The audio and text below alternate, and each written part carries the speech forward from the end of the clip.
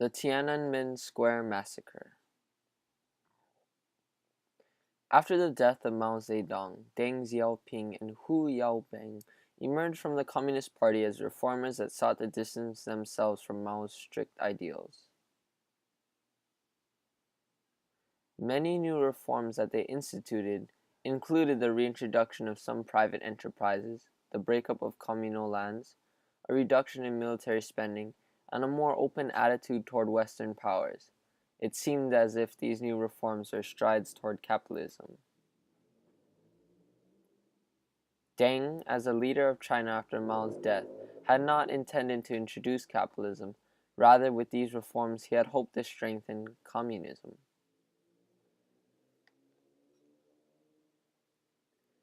However, several small protests began to arise as people realized the freedoms and rights they enjoyed under the reforms that seemed to move towards capitalism.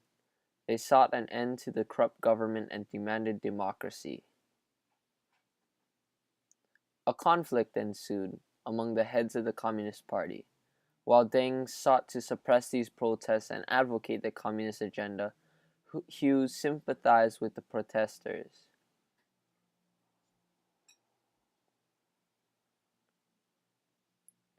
Hu was later displaced from his high position within the Communist Party, and after his death, the protesters immortalized him and marched into Tiananmen Square to honor him.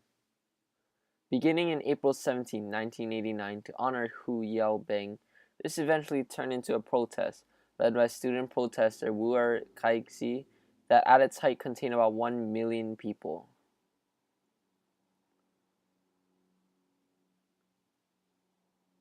Finally, on June 4th of that year, after protesting and resisting removal thus far, the government called in the army to clear out the square with force, leaving thousands of protesters dead and many more wounded. Many left in disbelief that their own army would fire upon them.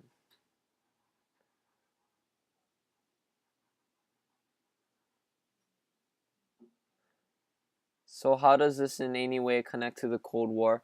Well, the overall protest exemplified the people's struggle to gain democracy and bring an end to communism.